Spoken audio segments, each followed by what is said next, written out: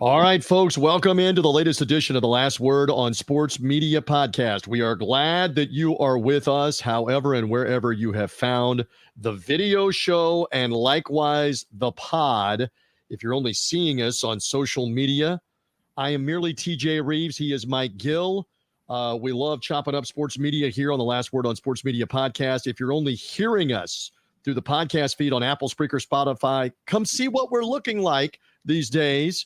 Mike, I promise I'll be on my best behavior with the Buccaneers whipping up on the Philadelphia Eagles. You're in the greater Philadelphia market in Atlantic City area with 97.3 ESPN. I'm based in the Tampa Bay area. Another big day for the Bucs against the Eagles, regular season albeit, this past Sunday. We got so much to go over, from college football and NFL ratings to the WNBA. Is it going to start to decline in terms of interest now that Caitlin Clark is not there? The death of Pete Rose, Major League Baseball playoffs beginning. My friend, good to be with you. How are things as we get rolling here on a Tuesday?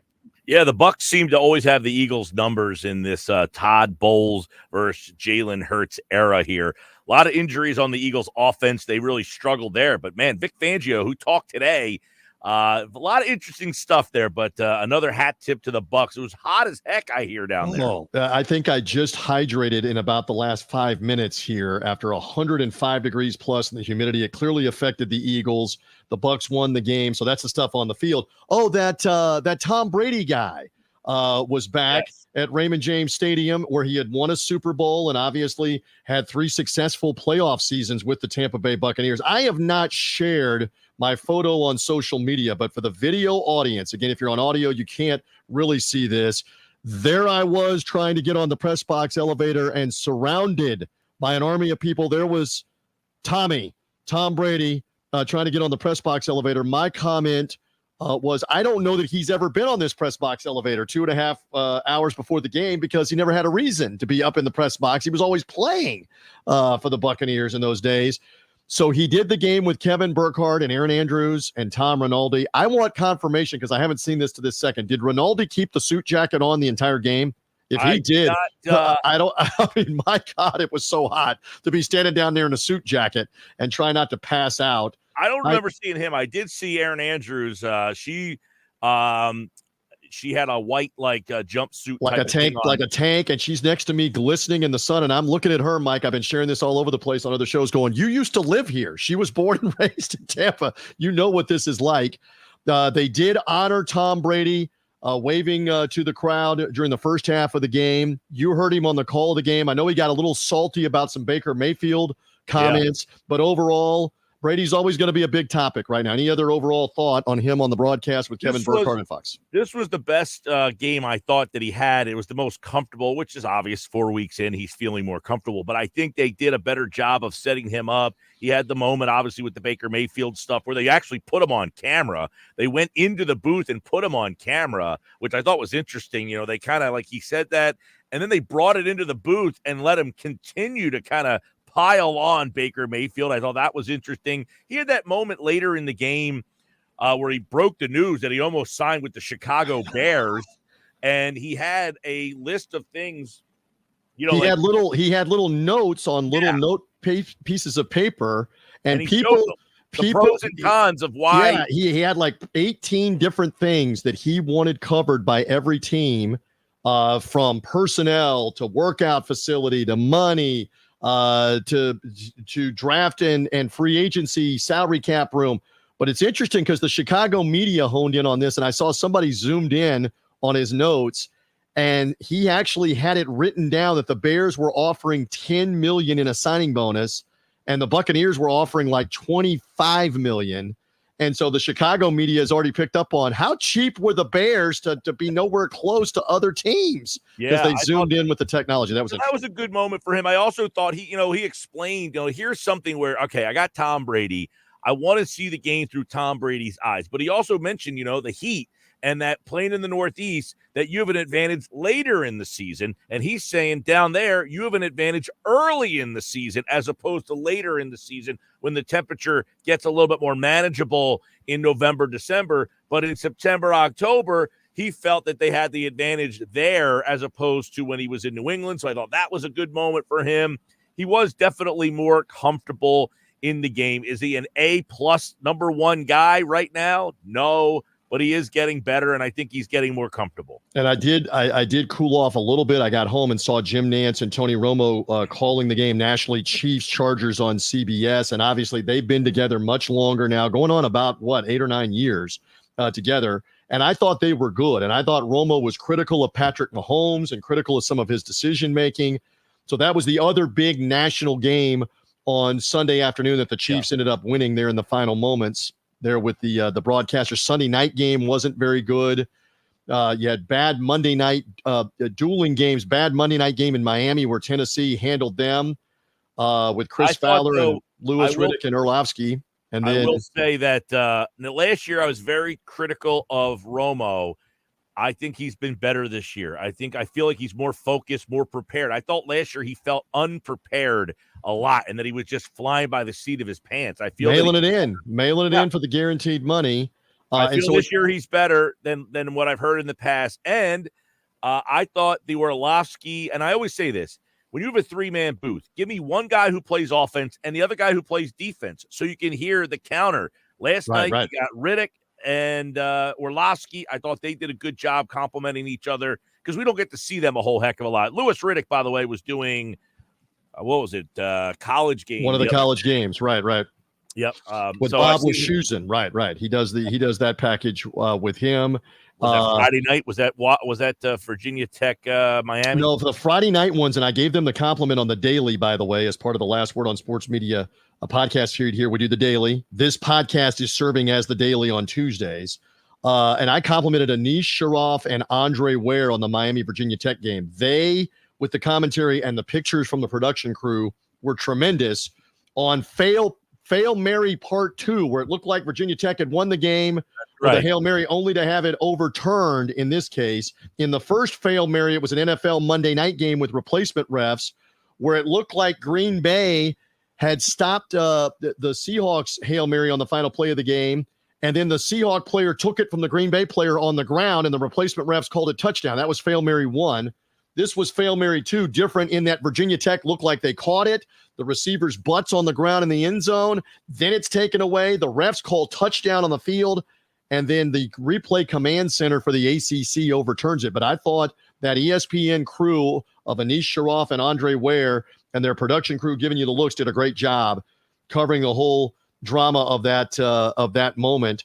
But yeah, these announcers, Joe Buck and Troy Aikman, got a great finish in the second half with Detroit and Seattle. Jared Goff was outstanding. Roaring crowd, roaring atmosphere. That was probably the next best game for the big crews going back to the Kansas City Chargers finish. They had a lot of good moments too. And then the guy who's the new rules analyst there, his name's escaping me. He keeps calling him Alex. I don't know who it is. It's a former official, obviously. Yeah, he does a good job. He's in, out quick. And he is not critical, but he'll say they made a mistake or that should have been called there. Yeah, I mean, like he to your point, he jumped on the 2-point play for the Seahawks in the third quarter. They're trying to make a comeback. They fire the ball in the corner of the end zone, the left sideline of the end zone, and DK Metcalf looked like he got the catch and got a knee down, and the play was not even reviewed. All scoring plays are supposed to be reviewed in New York. They didn't even review it. And the rules analyst on Monday Night Football jumped in. Russell Yerk is his name. Yes. Thank you. It's Russell, not Alex. I wasn't even close. No. I'll take who got the referee announcer's name wrong for 200, Alex. I did on the Last Word on Sports Media podcast. I knew it wasn't Alex. Jeopardy. Yeah, Russell Yerk is his name. I think he's quick. He's in. He's out. He will tell you if he thinks they got the call wrong in his short, quick bites. All right. So again, that's about the announcers. You're hearing the voice of Mike Gill. Find him at Mike Gill Show on social media. Afternoon show is the Sports Bash from 2 to 6 p.m. Eastern time. I am merely TJ Reeves. Follow me at Buck Sideline Guy, BUC, Buck Sideline Guy. Find us at lastwordonsports.com/podcast as well. Anywhere that you get podcasts, like, subscribe, rate, review. Hear us. We're out on Tuesdays with the full podcast. And typically, Mike, we go longer here, more in depth. And we will have guests, etc., with us, guests on the feed. And Monday through Friday, you get the daily. Every day, midday, you're going to get about 10 minutes of news and information. as we do this live right now in the noon Eastern time hour, we're doing this live. You may be hearing it later, seeing it later. We don't have the ratings in for Sunday NFL, much less the WNBA. We do not have that info yet.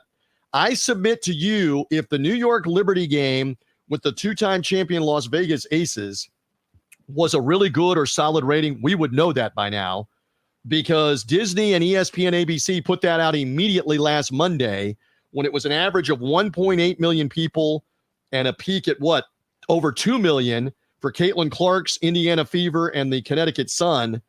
The fact that they are slow playing and on the down low of what that number is tells me it was not very good against Sunday afternoon NFL football. So let's see what that number is, but I'm curious about what some of the numbers were, and you have some of the numbers right now as well, Mike Gill.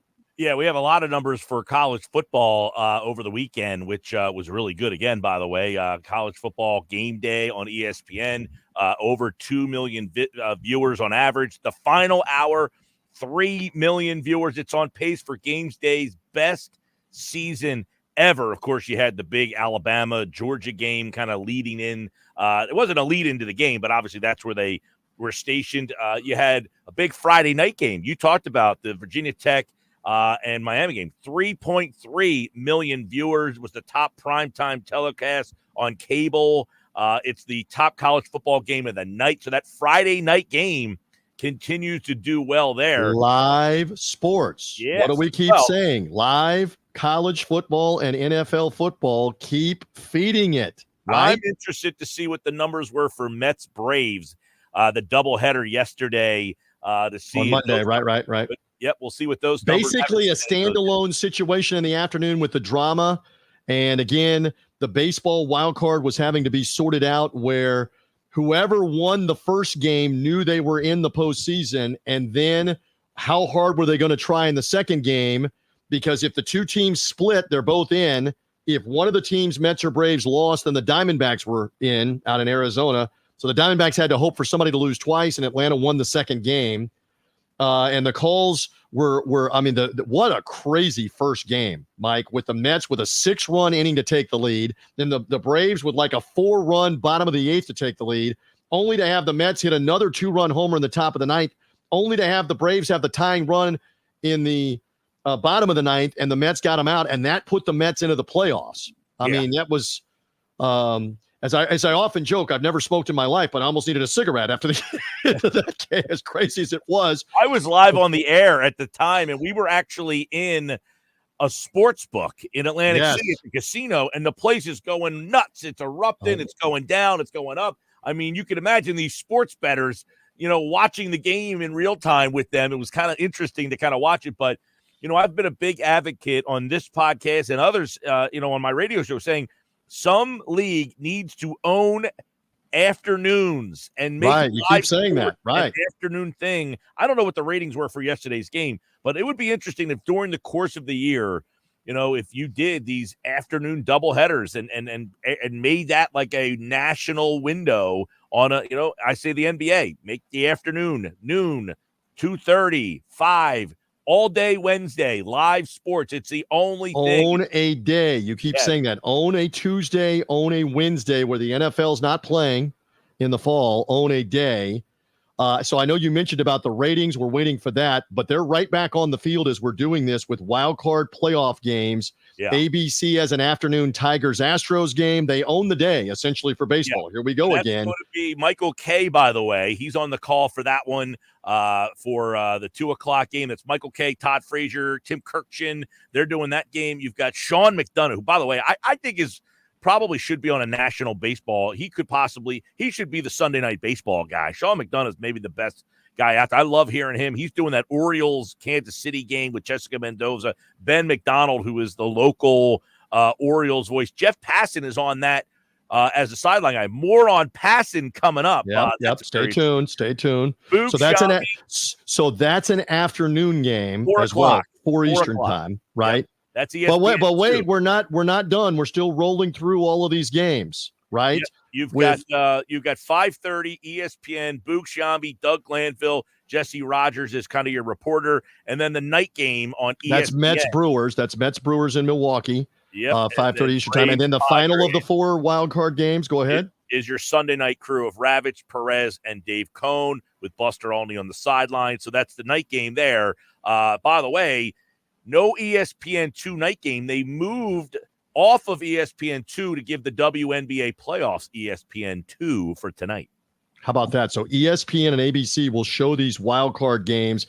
And again, I said this yesterday on the Daily. They've changed this so much. They've even confused their own fans on how all this works. It's not one game elimination, but it's not best of 5 either. It's best of 3 at the home site. You see the announcers on the screen.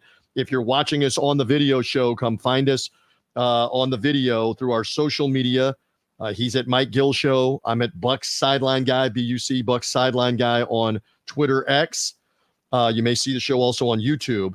But Mike Gill, these are all 3 games, if necessary, at the home site for the different teams. The Astros, the Orioles, the Brewers, and the Padres have home games.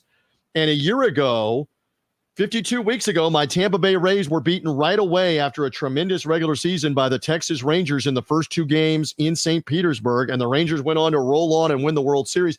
And if I'm not mistaken, didn't the Arizona Diamondbacks, who made the World Series, they beat the Dodgers either both games or obviously beat them right away in Los Angeles in the best of 3. The Diamondbacks beat the Dodgers in the division series. But the Diamondbacks beat somebody else in the wild card round. Yeah, they won the wild card round, and then they played the Dodgers in the division series and then beat the Phillies in the championship series. Believe me, I remember. How about all of that? But yes. Are you a fan of this format, of this wild card format with what they're doing?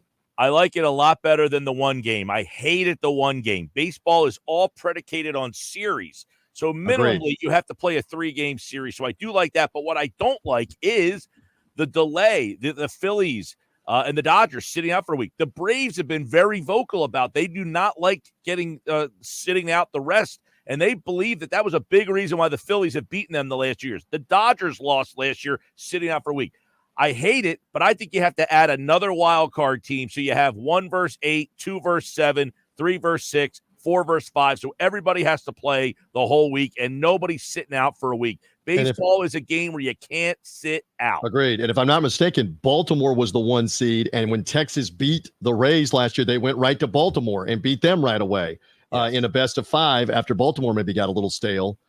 Interesting point. And you're showing the audience the ESPN radio announcers real quick for these series in Houston, Baltimore, Milwaukee, and San Diego. Go ahead real quick also for the audio audience. That's Dave O'Brien. Will Middlebrooks are doing the Tigers and Astros. Mike Monaco, Ruben Amaro Jr. Ruben Amaro does the Phillies. He does the television for the Phillies. So this is interesting that they put him on this Orioles series against the Royals. I think that one's going to be a lot of fun. Mike Cousins, Chris Burke, they're doing that Mets and Brewers. And then Roxy Bernstein and Greg Olson are doing the Braves and the Padres.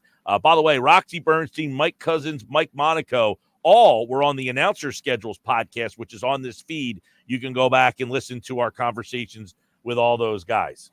Love all of that. And we've had Roxy on even recently earlier this year with the death of Bill Walton, because he was Bill Walton's broadcast partner for so many years on Pac-12 basketball, etc. Love his versatility. Again, it's the Last Word on Sports Media podcast. If you're only hearing us, come find the video. If you're seeing us, it's in podcast form as well. Where do we want to go next? Speaking of Major League Baseball, we talked about the NFL. The NBA will be here before long. And you and I have not really gone round and round about this. What is ESPN doing for a new insider with the retirement of Adrian Wojnarowski, Woj, as their top basketball insider? He's decided to step away, admitted he was burned out. So he steps away. He's got a new role with St. Bonaventure University's basketball program. And first we heard the info that Jeff Passan, the baseball information guy, may take over in a dual role with the NBA. But now the name Adam Schefter being talked about, that he may do both the NBA and the NFL. Mike Gill, what are your thoughts on this from an information standpoint and sharing? Yeah, well, there's a lot out there. By the way, the news about Zach Lowe, he is off the table. He was a guy who was considered possibly, I guess, to replace him as an NBA guy. He is let go by ESPN, so Zach Lowe is out. So who will be in? Andrew Marchand at The Athletic. He reported Jeff Passan is a candidate there. Of course, he's their main MLB newsbreaker, but that he could move over to do the NBA. Now, keep in mind, Passan and Woj have a pretty good relationship. I believe Passan's son might play baseball at St. Bonaventure. So there is a relationship there that maybe he says, hey, here's a lot of my contacts. So that's why Passan makes some sense. But Schefter, they're using this possibly as an ultimate insider where he would be the insider for both NFL and the NBA. That just seems like way too much. Agreed.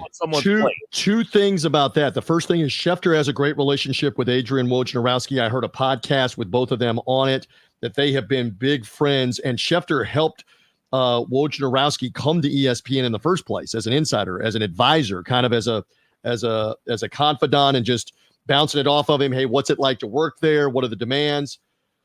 And I wonder on the second thing, you're right about it is such a daunting thing to cover one sport like that. You're going to go out of your mind trying to cover two. Yeah. So is this a situation where they go to Woj and they ask, or do they maybe even have to buy his contact list and pay for it on who are these go-to agents, team executives, league executives that are constantly feeding Woj this info?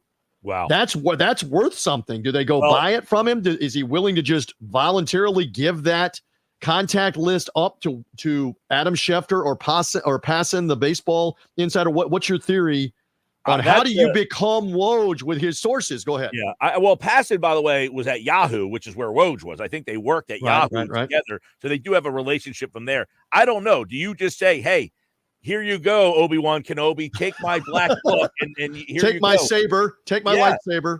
The other name, and hat tip to Andrew Marchand on his new podcast called Everyone Loves Sports Media, which dropped today. I listened to a little bit of it this morning. I haven't got all the way through it. But one name, he did say Jeff Passan, but he also said Shams Charania is a candidate for that job, and everybody believes that he would be the heir apparent. The question is, did Woj say, I'm leaving, but you can't hire that guy? I mean, obviously there's some sort of rivalry between the two, but he would make the most sense.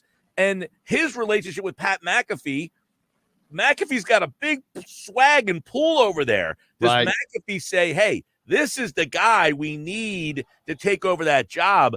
Ramona Shelburne, she's been on recent podcasts. I've heard her on a bunch of podcasts saying nobody wants to replace Phil Jackson. Well, that's essentially what would be happening here. So the only guy I think that can take that job over is someone from the outside. Shams would be the heir apparent to me. If I'm hiring at ESPN, I'm going outside the network and saying, Shams, you're the guy here, because like Ramona said, no one wants to be on the roster and then be elevated and have to replace Woj. So, yeah, big shoes to fill on whatever they do with insiders. I just don't know. How can you be in both of those worlds at the same time? MLB and NBA. Thing, by the way, the NFL, NBA. How do you do that? The Schefter Ultimate Insider thing, I'm not interested in even seeing that happen. I don't want to. I don't want to see him cross it over, going back and forth, doing things like that. To me, that just too much dilutes. Do you have to have like an NBA phone and an NFL phone over here? And which one are we on? Which one are we doing? Definitely. Anyway, it's the Last Word on Sports Media podcast. This is our daily for Tuesday as well as the full podcast. Again, we remind you, if you're only hearing us, come find what we look like. If you're seeing us, we're in podcast form. And you can go follow us there, subscribe on Apple, Spreaker, Spotify. Why don't we do this? With these baseball playoff games going on, college football galore, we're already in October for college football and the NFL. Use our sponsor, Ticket Smarter, and the Ticket Smarter mobile app. If you are looking to get into any of these baseball games today, tomorrow, etc., for the postseason, for October, if you're looking ahead to all the biggest college football games, whether it's this weekend like Iowa at Ohio State and on down the list for all the college football, whatever it might be, come check out all of the secondary ticket market prices at TicketSmarter, ticketsmarter.com.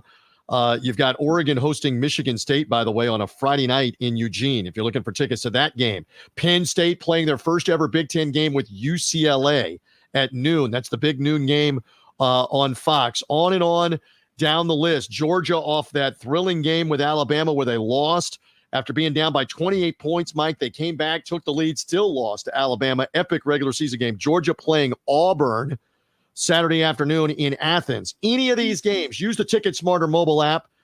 Your purchase is safe and secure. Utilize the best pricing on the secondary market. It'll take less than 5 minutes to sign up, peruse, purchase, and use the promo code LWOS20. LWOS20 saves you $20 off an order of $300 or more. Mike, I mean, if you're going to these wild card baseball playoff games and you're looking for the better seats, a pair of seats, you're not going to get that for under $300. If your purchase no way. If your purchase is $300 or more, use the promo code LWOS20.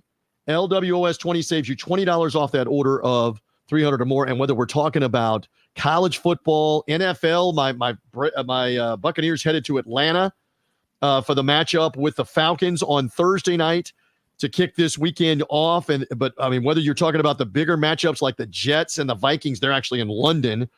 You can utilize Ticket Smarter for that as well. They've got it internationally. But the other matchups in the NFL, like the Colts are at the Jaguars. That one's kind of bad. Commanders hosting the Browns. How about the Commanders resurgence? 49ers back at home with the Cardinals. Rams, Packers in LA. Giants, Seahawks in Seattle. Cowboys, Steelers is the Sunday night game. Use Ticket Smarter. Ticket Smarter mobile app. Ticketsmarter.com. Go there. Best prices on the secondary market. Takes you 5 minutes to sign up. Promo code LWOS20. LWOS20 saves you $20 or more off of your $300 or more order. Get in the game. Thanks, Smarter. Ticket Smarter. I can tell you anybody who is in my market trying to buy Phillies division series tickets on a Saturday, Sunday, good luck. Yeah, good luck. Find them. Use that promo code. Phillies are the hottest ticket. They sell out every game. You know, baseball people, you don't see sellouts in your market all that much down there, TJ. Probably never. Here, it sells out on a July afternoon game. The Phillies sell out. So those tickets are $300-$400 a piece. So use that code to get a little. I'm looking just for the Baltimore Kansas City Royals series right now. Most of your tickets in the lower level between the third base side and the first base side, let's say between the infield, you're not getting in. I'm looking right now in the secondary market for under $90 a ticket. Anywhere you're trying to sit in the lower level, I'm looking at section after section. Use Ticket Smarter. 90 face value for a ticket for a day game. You're telling me here in Philly, that sounds cheap, man. Yeah, it does. But again, use the Ticket Smarter mobile app for all these different tickets for wherever the NFL, Major League Baseball, concerts, the NBA season starting up, college football, all of it. Ticket Smarter, the Ticket Smarter mobile app. What else have we not covered here at this stage? I know that NBC Sports Chicago had to say goodbye after a 20-year run. Mike, pick it up from there. They said goodbye this weekend. Yeah. So this is sad for someone like me because we've been hearing about the Bally Sports and all these regional sports networks having big problems. I live in a market where it's NBC Sports Philadelphia. You don't hear a lot of problems with NBC Sports regional networks. The Philly one here, it is very popular. It carries the Flyers, the Sixers, and the Phillies. And they do Eagles pregame, postgame. They do Phillies pre and post, Sixers pre and post, Flyers pre and post. They carry all of the Sirianni, Eagles press conferences, so it is a pretty big outlet. So I haven't heard any problems with NBC. When I saw the Chicago one shut down, it's the first I've heard of any of these NBC sports having some problems. So I'm wondering what's next for Philly, which is a pretty thriving one of these regional sports networks. What's next there? So the Chicago, in 20 years, they're shutting their doors down. That one alarmed me a little bit. I know there's one in like the Sacramento, San Francisco area. There's one down in Washington, NBC Sports, like Mid-Atlantic. There's a few of these NBC Sports regional ones. You don't hear that much about them because most of them, the regional networks, are mostly owned by Bally Sports, which has been in bankruptcy and all sorts of problems. But the NBC Sports ones, this is the first I've heard of one having some issues and closing down. So I'm going to have to keep my eye out on that. I do see, I'm reading something too, and this is from a couple of years ago, that NBC sold off the majority ownership of the one in Washington, D.C., the NBC Sports in Washington, D.C. And like you said, in Philadelphia, Chicago, they're separate. I think they had one also in Houston and somewhere else. It's just a matter of can they thrive on their own. And obviously the one in Chicago, I believe, is going to become something else. It's Comcast selling it off, and it's going to become something else. But as it's currently constituted, they said goodbye on Sunday with the end of the baseball season. By the way, that jogs me. Can we touch on the irony, the hilarity of a colleague of ours and a guy that I enjoy and a friend of mine, and Jason Benetti, having left the Chicago White Sox? And we can tell it because it's true and it's out there. He was in a financial dispute with the White Sox over what they weren't paying him, and he had a great offer to go to the Detroit Tigers. And he even gave the White Sox an opportunity to try to match and say, can you come close to this? And the answer from Reinsdorf and company was no. And so Jason Benetti said goodbye, went to the Tigers. The Chicago White Sox just completed the worst season in Major League Baseball history. Certainly the most embarrassing season ever when you have free agency and you can retool your team with millions and millions of dollars pumped into your payroll if you want to. And Jason Benetti is on the call for the Tigers as they amazingly come back from being 10 games under 500 at about the 100-game mark, and over the last 60 games make the postseason. They clinch it in Detroit, Mike Gill, by beating who? The Chicago White Sox, his former employer. Benetti's on the call, and that's the White Sox 121st loss to break the record. That's some interesting irony, my friend. I know you were all over that as well. Short-sightedness by Chicago. They didn't want to let him do other things. In this day and age, you got to let your talent kind of spread their wings a little bit. By the way, on NBC Sports, they have Bay Area, Boston, California, Chicago, which is now closed, Philadelphia. That is it. The former ones, they had a Comcast Southeast, Houston, Southwest, Mountain West, Washington, D.C. They've kind of divested that one. Yeah, that one. These are all gone now. Washington. So those are the former Comcast. So they're down to just a few, and they do have some stake in SNY New York, which is one of the. Interesting. So this NBC thing is. This is the first time I've heard, and I'm very interested because I know a lot of people that work at the Philly one, and they have been cutting staff. See what's next for them. Well, and bear in mind, the NBC Sports cable network, the 24-hour network, went away. Yep. They're pushing everybody to the Peacock streaming app as it is. You wonder how much longer these other ones survive as regional outlets, or will they just sell off parts of it, rename it to something else? Well, we know regional sports networks are having their problems. They're dying. The Bally's part of it's dying. This is dying. There's no doubt. All right. Unfortunately, speaking of dying, the death of Pete Rose is going to be one of our final topics. Rose, at 83 years of age, passes away. We don't have to sit here on the Last Word on Sports Media podcast and litigate whether Rose should have been put back into baseball or should he be in the Hall of Fame. You and I have opinions on that. It's interesting that he would constantly be everywhere in the media for so long, and he actually got back in with Fox Sports on their postseason coverage back in 2016. And this was not highly publicized, but the next year they dropped him from their postseason coverage. And part of that, when you go back and reread, was concern that Pete had been involved with an underage female way back in the 1970s. That had come out in a lawsuit that Rose had against John Dowd, the baseball investigator that basically demonstrated and proved that Rose had been betting on baseball. Rose was suing him. They did discovery, they did depositions, and Dowd is pointing out that this guy is such a bad guy that he was involved, and Major League Baseball knew this, with an underage female in Ohio.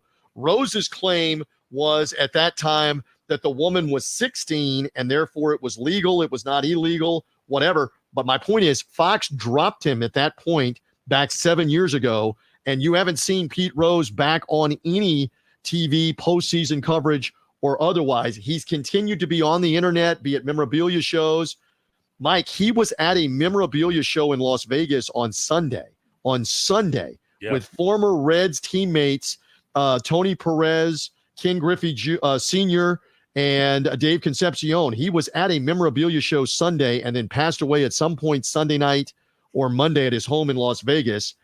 I said a lot there about Pete Rose. We could go on and on about the gambling and about being banned and about all of that, but what do you want to say? What do you have on this? Well, Pete, obviously, he was banned or he's on the ineligible list. That's a whole nother story. Is he's ineligible. He's not banned from being. See, I've always said this. To me, Baseball's Hall of Fame is a museum.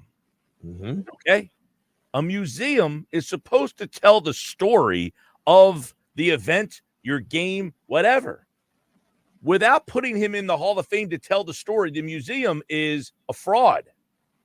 So to me, as much as he did something that should make him ineligible because of you don't like the fact that he did this, how can this guy not be in a museum that's supposed to tell the story of your game? And we should interject his bats, some baseball, his artifacts, some artifacts of his, some memorabilia of his is in the Hall of Fame, even though he's not officially recognized. He's not recognized. And I was on with another show, and they pointed out, hey, maybe that's the ultimate compromise, that some of your stuff is there. His family, his friends can go there and can see the artifacts, even if he is banned.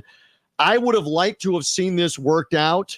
I wonder if posthumously they will now put him in. If the lifetime ban was through his lifetime, which is now 35 years after he signed that agreement and was made ineligible. And so now I've had Pete on the radio with me, and listen, he played in Philly. He won a World Series in Philly. He's a very popular figure in Philadelphia. In fact, the story goes that the television station ponied up the money for him. At the time he signed a contract, it was the largest professional sports contract in all four major sports when he signed with Philadelphia in 1979. They win the World Series in 1980, and he played here for 5 years. So he is, and listen, Philly, you got, people who watch this outside of Philly, blue collar, hustle.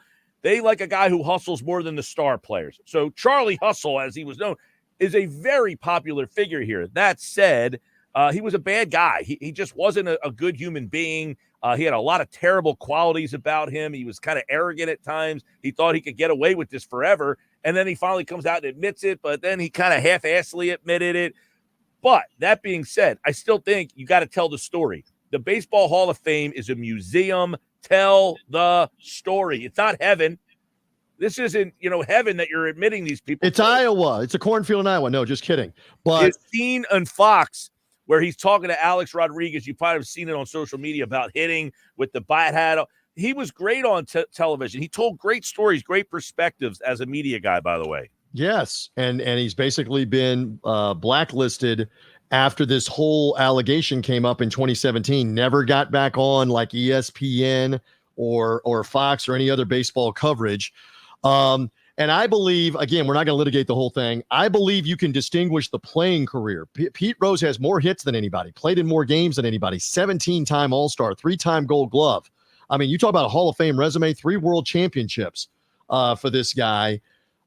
You cannot write the history of the 1970s and 80s and leave out Pete Rose's 44-game hit streak, by the way, 1978. You can't do that. You want a quick story? Speaking of Philadelphia, Pete Rose and young TJ, my family's living in Eastern Tennessee. This is probably right around the time you're born. I'm a little older than you.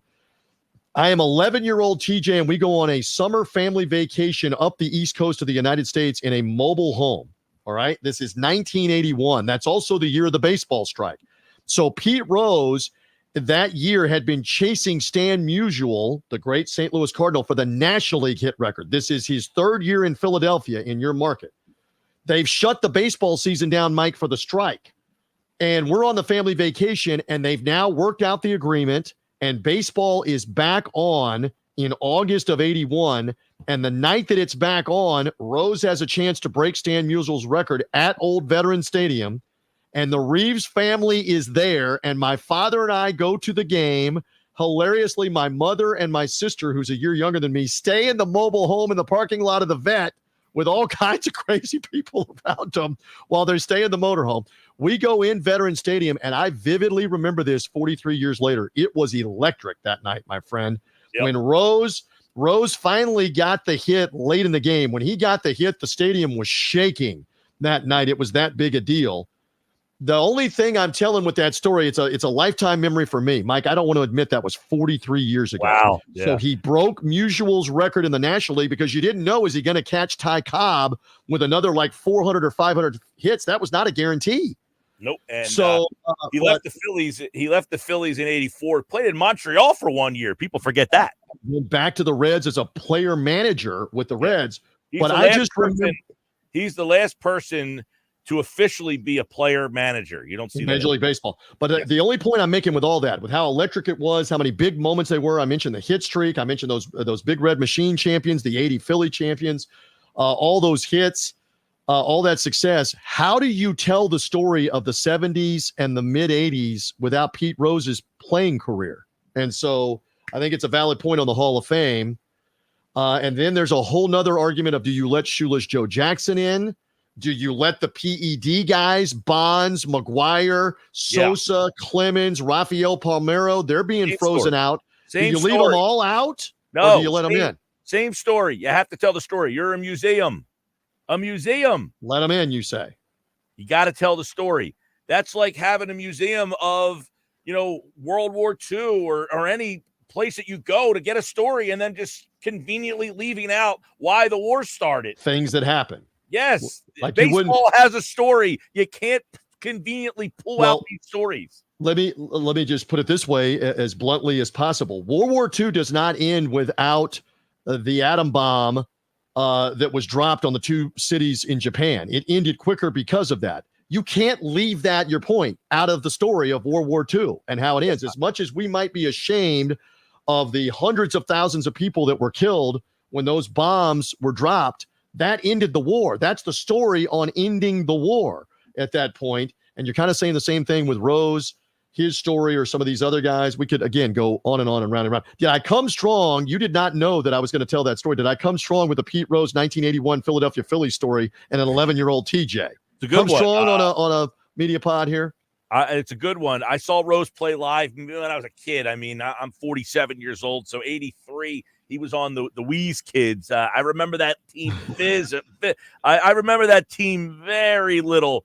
They played the Orioles in the World Series. They ended up losing 4-1, and then he was done after that. He went to Montreal. Then he, as you said, went back to the Reds, and that's where he got into some trouble. He was in trouble for a long time, and then it finally surfaced, and that was that. So Pete Rose dead at 83. Do you believe he will get in the next few years? Do you believe it's going to be 10 years? Do you believe it's going to be never? It's a good question. I haven't really thought about whether or not that will end up coming up. I would say at this moment, no. I think baseball is, kind of in a good direction. They're trending younger. They've got a lot of people with the pitch clock. The ratings are going pretty well. I don't know that this is something they want to even dive back into. When Giamatti passed away and he thought he was going to get in, subsequently after that, nobody even brought it up. They never even looked at it. He has applied for reinstatement. No one's even put it on the table. And I don't see Manfred doing that either, because he's probably closer to getting out. And I would imagine he doesn't want to deal with it either. I hear you on that. All right, listen, well done. By the way, I got some quick numbers. Rutgers, Washington peaked at 2.5 million. Another Friday nighter. Friday night Fox Big Ten game. It's still weird to say Washington, Rutgers Big Ten game. UCLA, Penn State this weekend. Big Ten game. Crazy. Yep. Oregon, Michigan State, Friday night upcoming Big Ten game. But still, as we leave this pod, no numbers on the WNBA Sunday. And no NFL numbers either. Last week by this time, I think we had the NFL numbers. The WNBA stuff not out either. You know what? That'll be a subject for the Daily tomorrow. Again, Monday through Friday, we have the Daily on the pod feed here. This is the full-blown podcast, Last Word on Sports Media podcast. Did we leave anything else out, Mike Gill? Or are we good? I think we're good. I think we hit a lot of things today. Lots of topics, from everything from the football and the ratings and the WNBA and Pete Rose and Major League Baseball playoffs that are underway, etc. Again, follow, subscribe on the podcast feed, Apple, Spreaker, Spotify. Come find us on social media and see what we look like as well with the LWOS media podcast on Tuesdays into Wednesdays. Mike Gill Show is how you find him. The Sports Bash is the afternoon show in the greater Philadelphia area, Atlantic City Radio Market. Find me at Buck Sideline Guy. You know what? I'm off to be around Al Michaels, Kirk Herbstreit, and company with Amazon Prime Thursday night. Buccaneers and Eagles. I'll have to report back on that as well. For now, though, I think we're good, my friend. All good, Mike Gill, for another episode? Man. By the way, yesterday on my radio show, I did have Sal Paolantonio, who had the national radio call down there in Tampa, and he did confirm it was hot. It was very hot, and TJ Reeves was feeding him some great intel. So check out that interview on Mike's show on the Sports Bash. For now, we're good. For Mike Gill, I'm TJ Reeves. You've been locked in on the Last Word on Sports Media podcast.